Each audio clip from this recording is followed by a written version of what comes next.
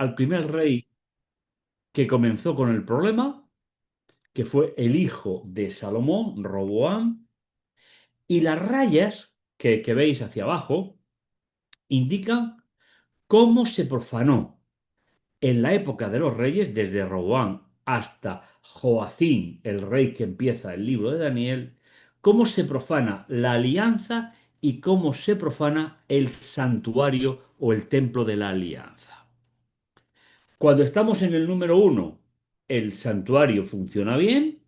Cuando estamos en el número 10, el santuario está totalmente profanado.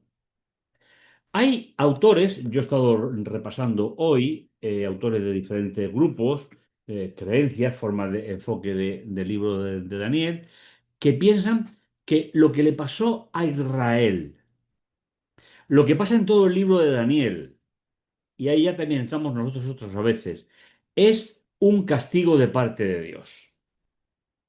Ya sabéis que yo no me reconcilio con esa idea, mi Dios no castiga. ¿Eh? ¿Cuál es el problema? El problema es que si la alianza funciona bien y el santuario funciona bien, el pueblo de Dios es intocable, intocable, porque ponen a Dios en primer lugar. Pero cuando con Roboam, repito, el hijo de Salomón, comienzan a hacer alianzas con otros pueblos, es cuando Dios se aparta y no es que pruebe ni castigue, no, no, simplemente deja que los acontecimientos corran. Y esto es algo que es bueno que pudiésemos recordarlo y que pudiésemos tenerlo en cuenta. Es decir, Roboam solamente profanó el templo del 1 al 10, aproximadamente un 3, ¿vale? Pero fijaos, Joás y Acaz, sobre todo Acaz. Acaz fue el rey de Israel más profano y pagano de todos, de todos. ¿Qué pasó en esta época? Que Babilonia se disputaba la invasión de el reino del sur hebreo, pero también Egipto. ¿Por qué? Porque estaban muy débiles. Repito, la fragilidad del pueblo de Dios, mis hermanos, no es que yo peque, es un problema personal. El problema del pueblo de Dios es cuando abandona la alianza y le decimos a Dios que no queremos que esté con nosotros. Y entonces Él deja. Luego, el gran rey Ezequías, uno de los grandes reyes y buenos reyes de la época, vuelve a reconstruir todo el sistema de culto, quita todas las estatuas, lo quita todo Israel, lo quita todo. Pero luego continúa. Es verdad que en la época de Manasés, el rey Josías, también un rey fantástico, vuelve a reconstruir. Pero aquí estamos ya en la época de Daniel, en la época de Joacim. Época de Joacim, que es el comienzo de en la invasión, porque finalmente llega Babilonia y Egipto no llega, empezó antes, pero en este momento no vuelve a llegar. Y finalmente el templo es destruido y ya empezamos el libro de Daniel. ¿De acuerdo? Y todo es el resultado del abandono de Dios por parte del pueblo. Pactos políticos y religiosos con religiones paganas. Y la profanación del templo, que va a ser el gran tema que necesitamos conocer para poder entender el final. Como os decía al principio, estamos en un resumen ya de todo el libro, capítulo 10, 11 y 12. Es un resumen de todo el libro y nos va a solucionar todos los problemas que nos quedan en el libro. Por lo tanto, una vez que hemos recordado esto, supongo que os acordaríais de ello, más o menos, pues ahora vamos a ir a un punto también trascendente, que es intentar introducirnos en el capítulo, finalmente, el capítulo 11 y 12 de Daniel. Eh, Empezamos recordando, ¿eh? Recordando que, porque necesitamos una serie de detalles para ir acordándonos del verdadero valor de lo que nos va a decir la última escena del libro. ¿De acuerdo? Entonces, fijaos, tenemos cuatro profecías donde la primera, la segunda y la tercera son la base para interpretar la última. Y vamos a ver una serie de paralelos, donde vais a ver que cuando se hace con una metodología precisa, no hay ningún problema, ya lo veréis. Como se ha expuesto previamente, las cuatro profecías estructuradas en forma de sueños o visiones que aparecen en el libro de Daniel constituyen, en realidad, una única revelación presentada de forma progresiva. Aquí tenemos un detalle importante, es decir, no son escenas o no son visiones proféticas separadas, sino que en el capítulo 2 nos presenta un detalle de la misma profecía, en el capítulo 7 nos presenta un detalle de la misma profecía, en el 8 y en el 11 nos presenta un detalle de la misma profecía. Con lo cual, no tendríamos que tener excesivo problema a la hora de poder ir desarrollando. Esta perspectiva global de la obra es conocida por el sistema de recapitulación. Es decir, tenemos los grandes marcos, que son el 2 y el 7, y luego tenemos las profecías parciales, que son el 8 y el 11. ¿Cuál vamos a necesitar nosotros para el capítulo 11? Vamos a necesitar la primera, la segunda y la tercera, porque van a ser ellas las que nos van a guiar en la lectura. Porque si no, que es el gran problema, y os garantizo que he leído sobre el capítulo 11 cientos de libros en mi vida, el gran problema es cuando se intenta aislar y sacar una interpretación simplemente leyendo Rey del Norte, Rey del Sur, Rey del Norte, es imposible. Necesitamos situarlo con un esquema lógico, porque finalmente los hebreos son muy lógicos. Los hebreos, y lo hemos dicho ya muchas veces, no diseccionan conceptos. Por lo tanto, aquí tenemos que Gabriel, capítulo 11, va a anunciar el desenlace final de la profecía. Las profecías se reiteran de forma sucesiva. Cada reiteración recapitulada es el desarrollo histórico previamente expuesto.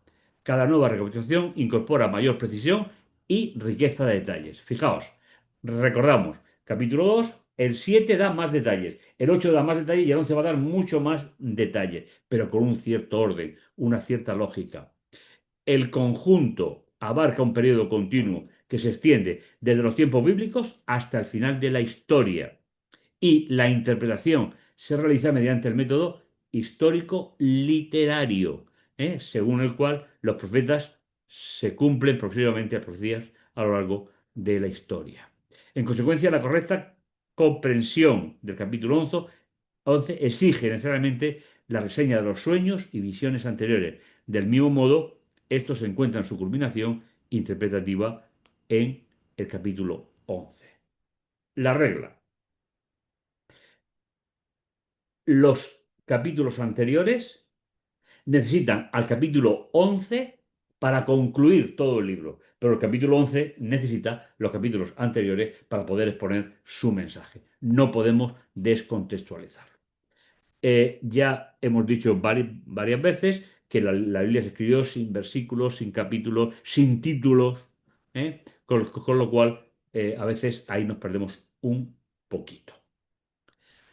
La articulación interna de este conjunto de sueños y visiones y relaciones conforme al sistema adoptado puede escribirse de la siguiente forma, y seguro que lo vais a recordar. El A de aquí. Este capítulo presenta el primer sueño de Nabucodonosor en el que se señalan las distintas etapas del conflicto histórico que se desarrollará contra el pueblo de la Alianza a lo largo de todo el periodo profético. Es decir, sería el armazón, sería la columna vertebral. Con lo cual, nosotros iremos buscando qué parte del capítulo 2 encontramos en el capítulo 11 y nos va a resolver un montón de problemas. El capítulo 7 desarrolla la temática introducida en el capítulo 2, aunque con el énfasis claramente político profético. Aquí solamente es una visión general. Comienza en el mismo punto cronológico que el capítulo anterior y concluye aportando información decisiva sobre el reino dividido que señala la piedra. Y aquí vamos a recordar detalles importantísimos, porque son justamente, mirar, el 7:25 es la base para interpretar gran parte del capítulo 11 y todo el 12.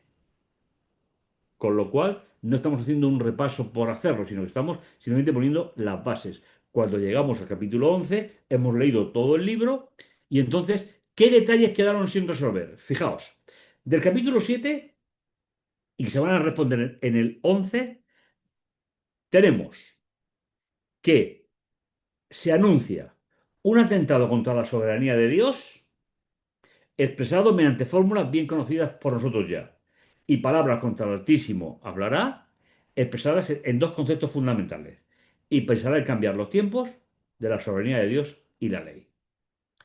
Para la respuesta a esto,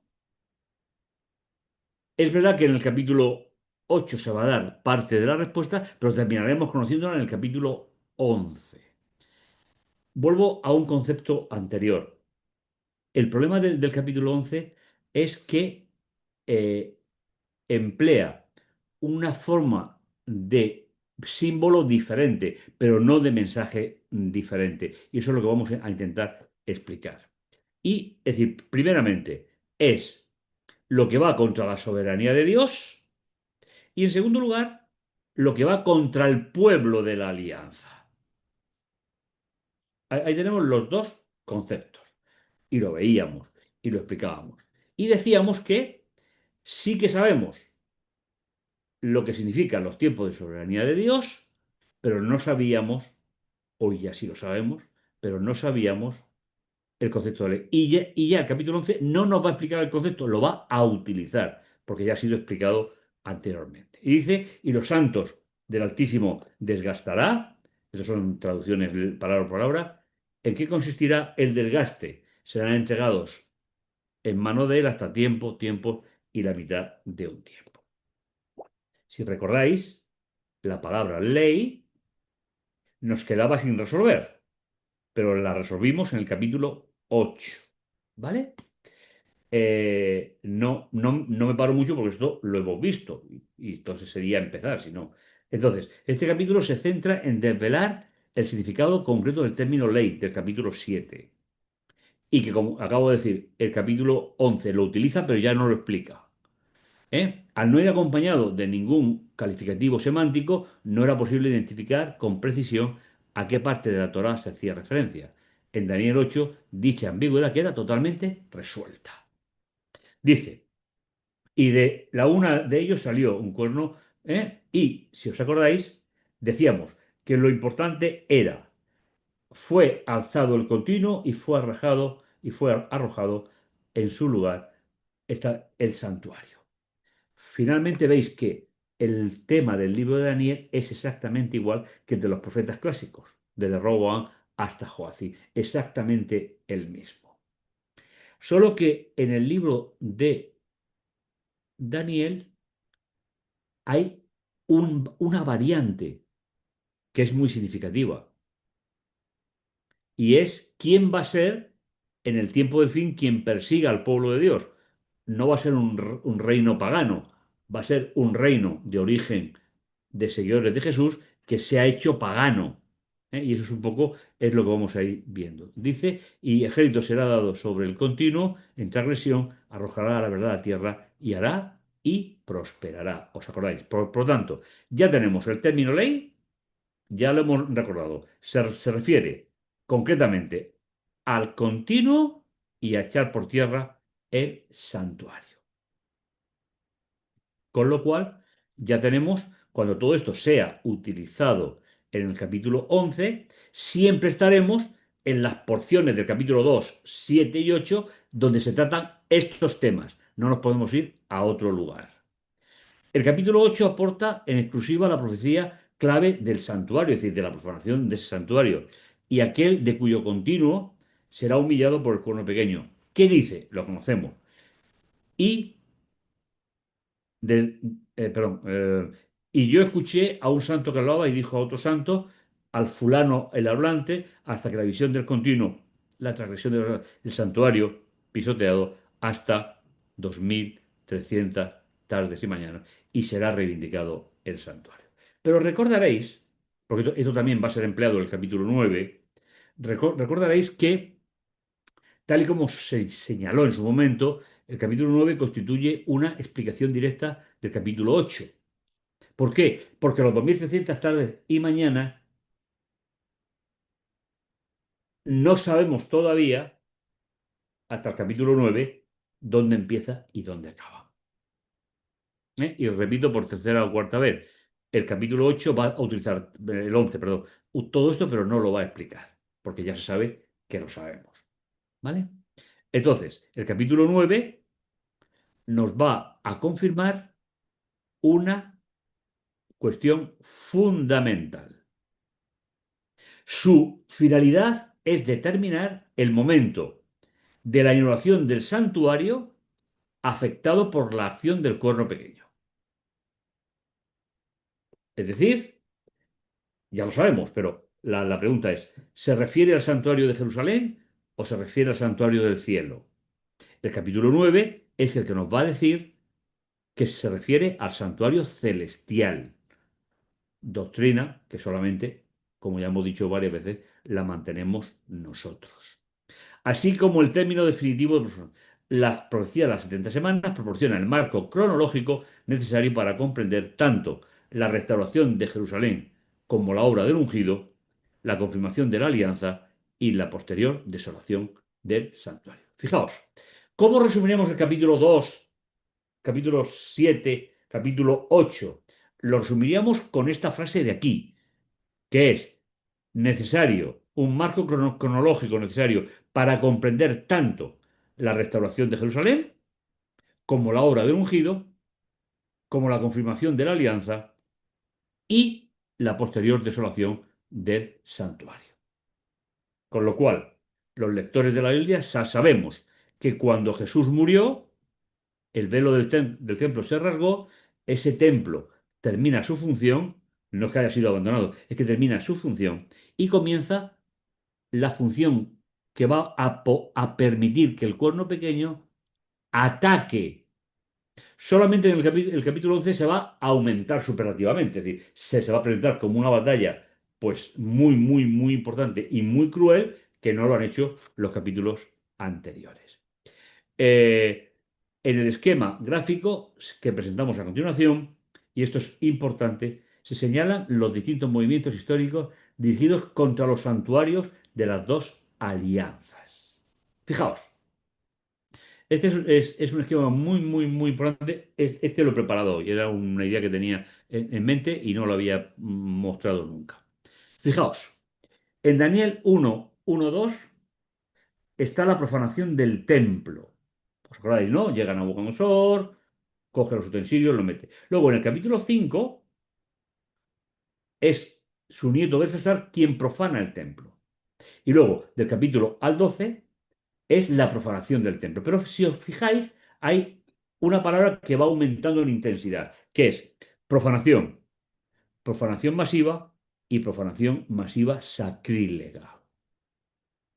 Finalmente, el problema que vamos a ver del 7 al 12, pero sobre todo en el 11, es la profanación masiva sacrílega,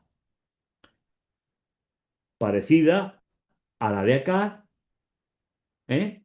O parecida a los otros reyes que profanaron. Y entonces, ¿qué pasa al pueblo de Dios cuando no vive en la alianza? Es un pueblo insignificante, hermanos. Es un pueblo que no tiene ninguna importancia ni trascendencia. Entonces, recordad, el capítulo 1, la profanación del templo.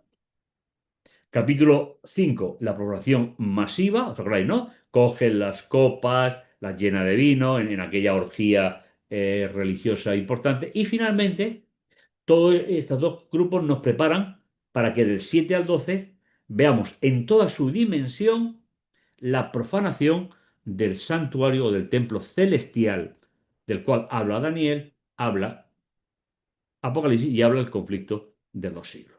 Pero estamos hablando de profanaciones. ¿Qué le pasa al pueblo de Dios cuando el santuario está profanado? que la presencia de Dios no está en medio de ellos, porque el pueblo lo ha rechazado. Entonces, aquí son los reyes paganos, pero aquí es un grupo religioso proveniente del mismo tronco de los seguidores de Jesús, pero que es el que se convierte en la Babilonia, ¿eh? Del conflicto del capítulo 17 hasta el 12. Y finalmente, al adentrarnos los capítulos 11 y 12, la revelación divina ofrece la solución exhaustiva de todas las cuestiones que han quedado abiertas hasta este momento, cerrando así, desde el punto de vista textual y teológico, el conjunto profético del libro. La lectura de los capítulos 11 y 12 de Daniel debe efectuarse sobre la base de un análisis integral, perdón, integral, de todo lo que hemos estudiado. Y fijaos, eh, si somos plenamente conscientes de que estos capítulos constituyen la sección menos conocida del libro, esta circunstancia no debe de condicionar la interpretación ni la atención que merecen los textos que nos han sido confiados. Comenzaremos analizando a modo esquemático, en una visión de bloques, la pregunta que se pretende contestar es: ¿el contenido del capítulo 11 a qué parte de las visiones y sueños anteriores se deben de tomar como base para una lectura contextual clara y precisa? Es decir, ¿qué partes del capítulo 11 tenemos que apoyarnos en los capítulos 2, 7, 8 y 9 para que sea el propio Daniel el que nos conteste? Si lo hacemos de otro modo, no tendremos una respuesta correcta. Y fue lo que pasó en el siglo XIX. Nosotros somos resultado de todo ese problema que hubo, que no tiene nada que ver con nosotros. Nosotros en 1844 no existíamos, nosotros nunca hemos puesto una fecha, ni hemos tenido un chasco, nunca, nosotros nunca. Eso no tiene nada que ver con nosotros. Pero sí que lo tiene con el contexto en el cual nacimos. ¿Por qué? Porque los capítulos de Daniel se han estudiado de forma inconexa y Apocalipsis ni os cuento. ¿Vale? Entonces, fijaos, vamos a intentar ver este cuadro completo, a ver si soy capaz de ponerlo en pequeñito. Bueno, lo vamos a ir viendo así. Fijaos, el capítulo 2 y el capítulo 7, primeramente, nos va a dar el marco, la columna vertebral.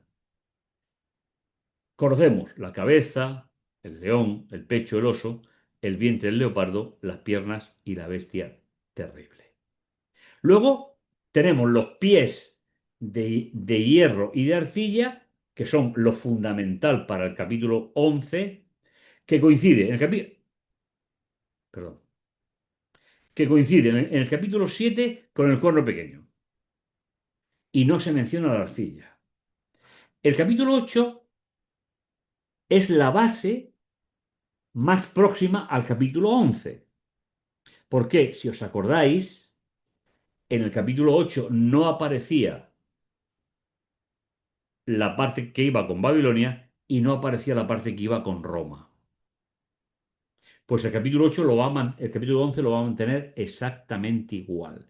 Es decir, el carnero y el macho cabrío van a ser mencionados en los primeros 4 versículos del capítulo 11. Esto no hace falta que lo recordéis porque lo veremos.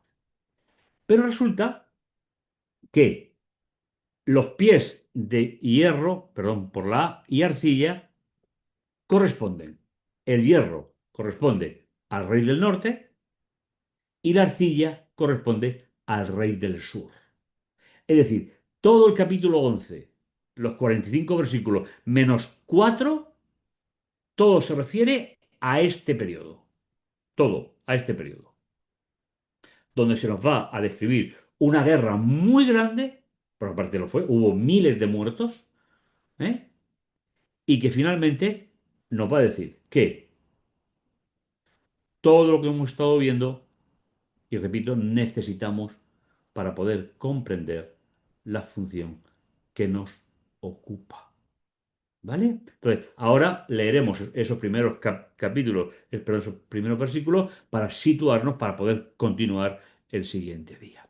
Entonces, fijaos, en el capítulo 7 no se menciona la arcilla, en el capítulo 8 no se menciona la arcilla, pero en el capítulo 2 y 11 se menciona la arcilla. ¿Veis? Volvemos a los paralelismos. Yo sé que esto es lo que más trabajo cuesta, pero lo que tenemos que tener en cuenta es que ellos escriben de la manera en que escriben. Mirad, ayer repasando una serie de conceptos para una cosa que estoy escribiendo, eh, recordé algo que podría ser bueno que lo recordáramos. No sé si estáis de acuerdo conmigo que el idioma es la parte hablada de una cultura. No sé si estáis de acuerdo conmigo, lo podéis discutir o incluso preguntar después. Y cada cultura tiene una forma de concebir el mundo. Os podéis imaginar que en los milenios que llevamos el desarrollo del texto bíblico, la cantidad de culturas e idiomas que se han ido manejando. Y luego hay otra idea que es importante que podamos recordar y es el tema de las traducciones. A ver, basado en ese concepto de que el idioma es la expresión hablada de una cultura, nosotros pensamos y hablamos según pensamos. Lo que está bien para nosotros lo calificamos bueno y lo que está mal lo calificamos verbalmente como malo. Eso ocurre en todas las culturas del mundo. Pues bien, fijaos qué detalle más impresionante. Tenemos que la Biblia hebrea, el Antiguo Testamento, se escribe en hebreo y en arameo. ¿No? Y como me han dicho antes, bueno, ¿y eso no te puedes olvidar de ello? Pues no, no me puedo olvidar de ello. Me gustaría, pero no puedo. ¿Por qué? Porque el hebreo era la expresión hablada de la cultura de ellos, el arameo era la expresión hablada del periodo de Babilonia, el periodo del exilio,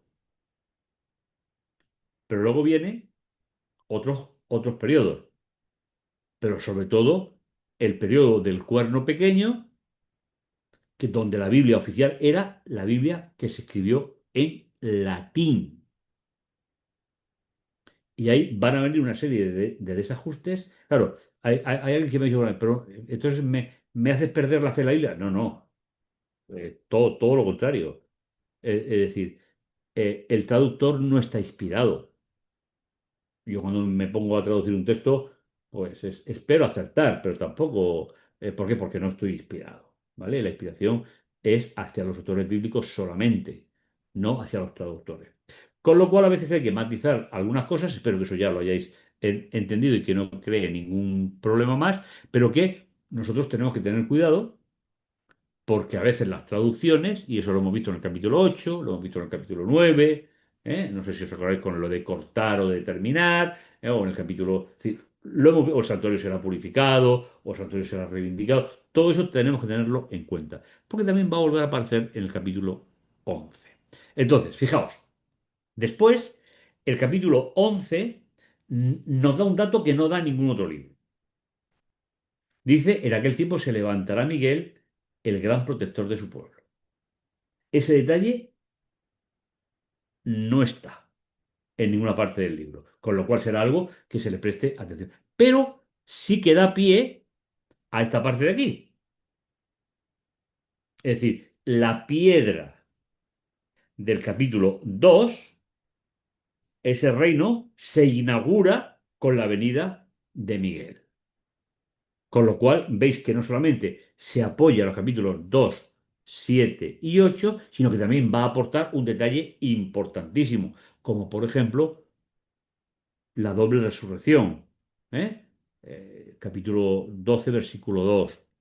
Pero eso ya iremos viéndolo poco a poco. Y finalmente, la piedra se convierte en un gran monte, es decir, el sistema teocrático será el modo en el cual viviremos por toda una eternidad.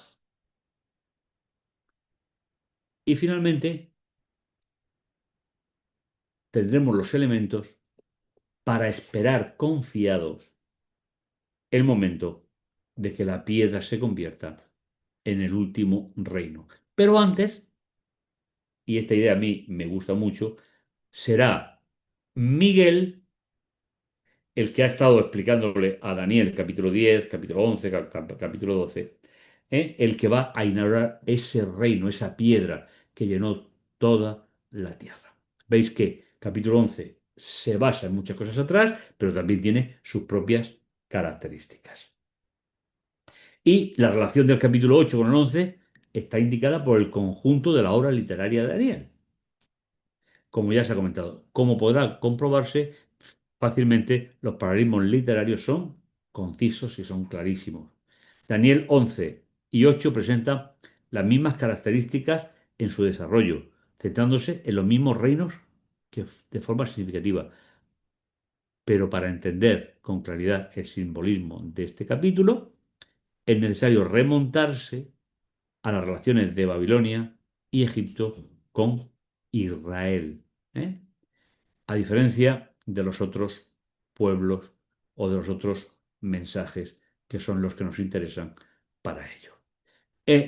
Hemos hecho toda una introducción, si simplemente me queda leer un poquito como introducción el capítulo 11, versículos del 1 hasta el 4.